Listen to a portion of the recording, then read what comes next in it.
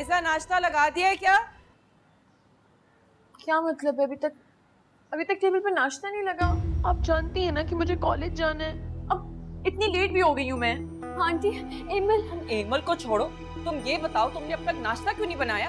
तुम्हें पता है ना कि लाइबा आंटी एमिल की तबीयत बहुत खराब है, वो बेहोश पड़ी है। अल्लाह, इन दोनों बहनों के ड्रामे नहीं खत्म होते।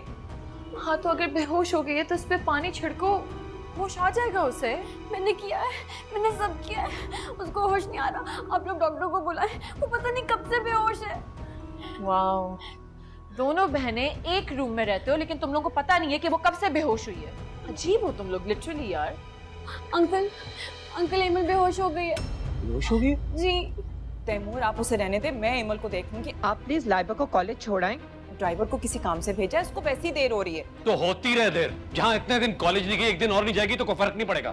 तुम आओ मेरे साथ। क्या हुआ मैं देखता हूँ, मैं लेके चलता हूँ उसको हॉस्पिटल में। देख रही हैं आप, बाबा ने फिर से मेरे ऊपर उन दोनों को प्रायोरिटी दी है। देख रही हूँ इन लड़कियों के काले करतूत, हमेशा तैमूर की हमदर्दी समेटने में कामयाब हो जाती हैं। चलो देखते हैं क्या ड्रामा है। मुझे नहीं जाना मामा। लगता है इन्हें कोई किसी किस्म की परेशानी है और इन्होंने अपने आराम और डाइट का बिल्कुल ख्याल नहीं किया, इस वजह से ये बेहोश हुई हैं। अब आप इनके आराम और डाइट का ख्याल रखिएगा। जी। जो मैंने दवाइयाँ आपको बताई हैं वो इनको 1 हफ्ते तक खिलाते रहिएगा। आइए डॉक्टर साहब, मैं आपको छोड़ दूँ।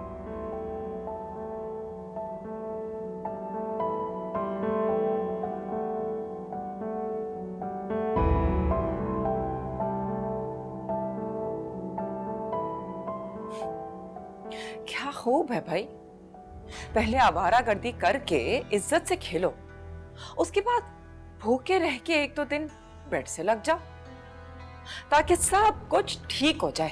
आंटी, आपको नजर नहीं आ रहा एमिल की रंगत कैसे पीली पड़ गई? कुछ तो खुदा का खौफ करें, बीमार इंसान पर तो किसी को भी रहम आ जाता है। ज्यादा जबान चलाने की जरूरत नहीं है, वैसे भी इतनी बीमार नहीं है कि तुम उसके साथ चिपक के बैठ गई हो। जब से इसने बीमारी का बहाना किया ना, तुमने तो घर का कोई काम ही नहीं किया है। जब बहन की तीमारदारी से जरा फुर्सत मिल जाए ना तो बाहर आके जरा नाश्ता बना दो, तैमूर को ऑफिस जाना है।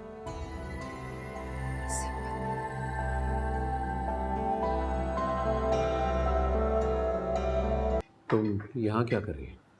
अंकल आंटी ने नाश्ता बनाने के लिए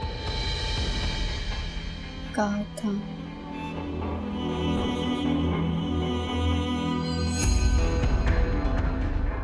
कमरे में जाओ तुम।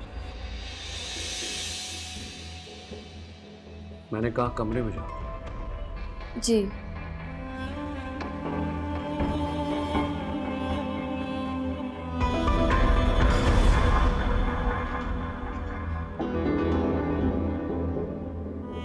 तुम तो कह रही थी कि ये घर का कोई काम नहीं करती। सकीना कहाँ है? अगर सकीना से काम नहीं होता तो उसे निकाल दो यहां से। जुल्म और ज्यादती की कोई हद होती है राबिया। दर्दी की भी कोई हद होती है तैमूर। कल से आप मुझे इन लड़कियों के काम के ताने ही दिए जा रहे हैं। ठीक है, नहीं कराऊंगी इनसे काम, लेकिन आप भी अपनी सगी बेटी को देख लें। उसकी जिम्मेदारी से तो आप आंखें चुराए हुए हैं, लेकिन इन पराई लड़कियों की फिक्र आपको खाए जा रही है। ये दोनों मेरी सगी बेटियां।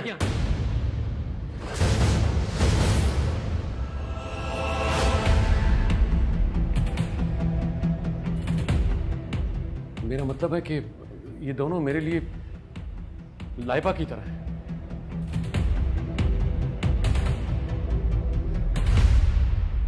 मैंने आज तक आप जैसा इंसान नहीं देखा।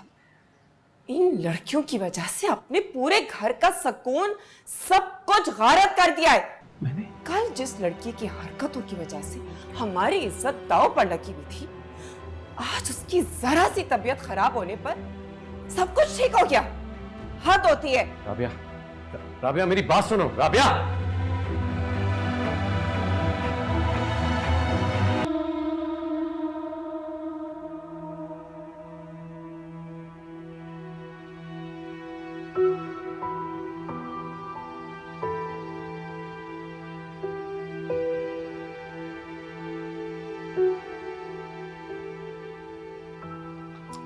एमिल, लेटी रहो, तुम उठ क्यों रहे हो? कैसी तबीयत है तुम्हारी? क्या हुआ था मुझे? फजर की नमाज के बाद बेहोश हो गई थी तुम। एक लम्हे के लिए तो जैसे मेरा दिल ही बंद हो गया था। बहुत बुरी हो तुम। तुम्हें मेरी कोई परवाह नहीं है। मेरी तो जैसे जान ही निकल गई थी। उमर से मोहब्बत का ये मतलब तो नहीं कि तुम सबको भूल जाओ। अगर तुम्हें कुछ हो जाता तो।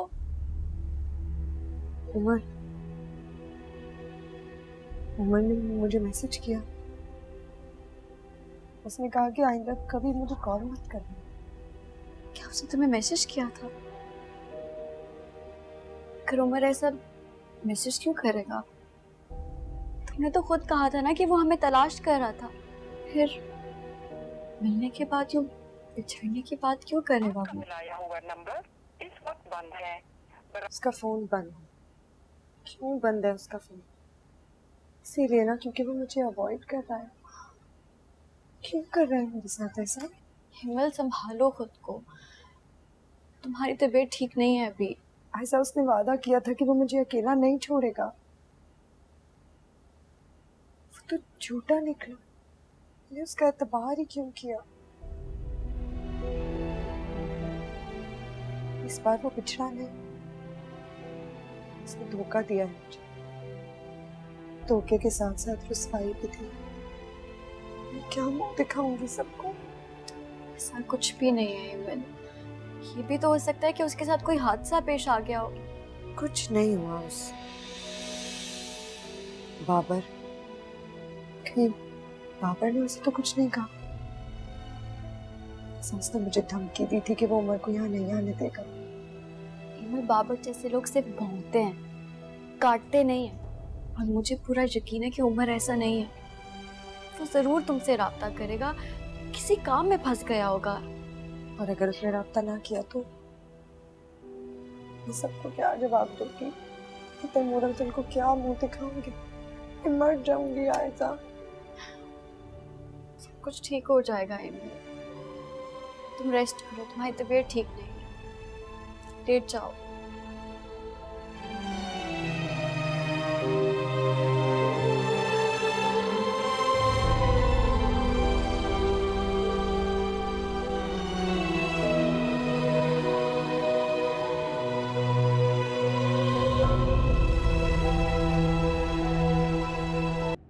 हैदर, मैं एमल को लेके बहुत परेशान हूँ। क्यों अंकल, क्या हुआ एमल को? रात के किसी पैर बेहोश हो गई।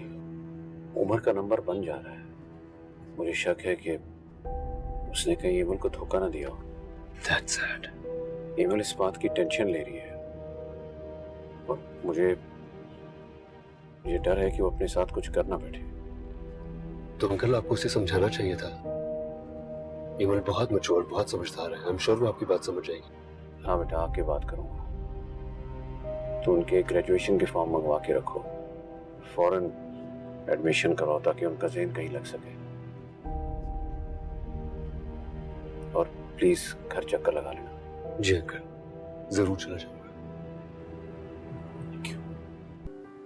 कहाँ मर गई है? शाम का बोल के अब तक वापस नहीं आई है। सारा काम करना पड़ रहा है मुझे तो। आंटी मुझे दे दे, मैं रख देती हूँ। बड़ी मेहरबानी होगी तुम्हारी। और तुम जरा जाके ना अपनी बहन का ख्याल रखो, कहीं अपने आशिक के ना आने के गम में मर ही ना जाए वो। खुदा के लिए आंटी, ऐसा तो ना कहें। क्यों ना कहूं? तुम मेरे घर में मुफ्त में रहो, तुम लोगों के पैसे बच रहे रेंट के, तुम लोगों को कुछ अंदाजा है? थोड़ा सा काम क्या बोल दिया तो कयामत आ गई। ड्रामे करने लगी तैमूर के सामने उसकी हमदर्दी पाने के लिए। मुझसे गलती होगी आंटी, आइंदा मैं उनसे कुछ नहीं कहूंगी। मैं सारे बर्तन धो देती हूँ। नहीं भाई, तैमूर ने तो सख्ती से मना किया तुम लोग को कोई काम बोलने के लिए। मैं तो चाहती हूँ तुम लोग यहाँ से दफा हो जाओ, लेकिन पता नहीं क्या तुम लोगों ने तैमूर के सर पर जादू किया हुआ है। क्या ही अच्छा था ना कि तुम्हारा बाप मरने से पहले तुम लोग की शादी कर देता, हमारे सर पे तो ना नाचती। आंटी प्लीज,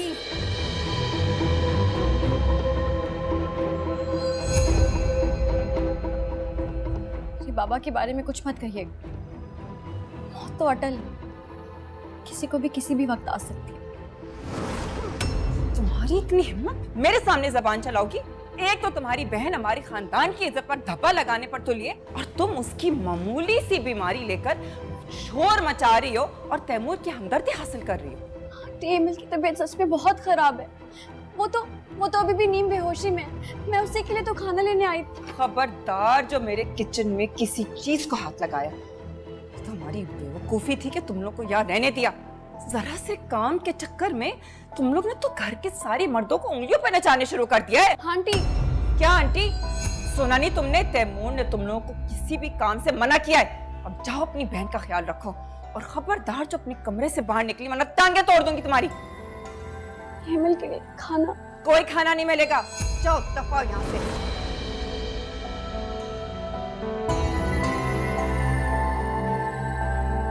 काम हो गया बाजी। अब एमल चाहे जितना मर्जी इंतजार कर ले, वो लड़का उमर तो इस घर में नहीं आने वाला। मुझे तुमसे इसी की तवक्को थी। अब देखना मैं उस एमल को तैमूर के सामने कितना जलील करूंगी। वैसे एमल है कहाँ? कमरे में आखिरी सांसें ले रही है। क्या मतलब? बेहोश हो गई थी कल, मर ही जाती तो बेहतर था। क्या हो गया आपको? किस तरह की बातें करेंगे? ऐसा मत कहा कीजिए, मेरे दिल को कुछ होता है। बाबर, खुदा के वास्ते अपने दिल को संभालो और अपनी बीवी को ले आओ। अब ये मेरी बीवी का जिक्र कहाँ से आ गया बीच में? और आप क्यों बार बार मेरे जख्मों पे नमक छिड़कती हैं? बाबर, मेरी बात क्यों नहीं समझते हो तुम क्यों पागल हो उस लड़की के पीछे? देखो, तुम जो भी कहोगे, जिस लड़की का कहोगे, मैं तुम्हारी उससे शादी करा दूंगी। लेकिन बस खुदा के वास्ते इस एमल को भूल जाओ। मैं उसे अपने घर में नहीं रखूंगी। अच्छा, मुझे लगा आप इसलिए चाहती हैं कि उमर इस घर में ना आए ताकि मेरी एमल से शादी हो सके। मगर आपने मेरा इस्तेमाल किया ताकि आप उसको सारी दुनिया में बदनाम कर सकें। अरे भाई, तुम बदगुमान क्यों हो रहे हो? ऐसी बात नहीं है। देखो, अगर तैमूर ही नहीं मान रहे तो मैं क्या करूं? तैमूर भाई माने या ना माने मुझे इससे फर्क नहीं पड़ता। कुछ भी करके उन्हें मनाए। और इसके अलावा मैं और कोई बात नहीं सुनने वाला। शादी तो मैं एमल से ही करूंगा। बाबर,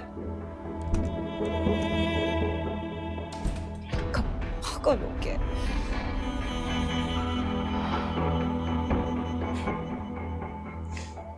लेकिन मेरा काम तो हो गया। ऐसा जलील करूंगी उसे कि वो याद रखेगी। If you want to watch more and get updated, so follow AIY Digital's YouTube page.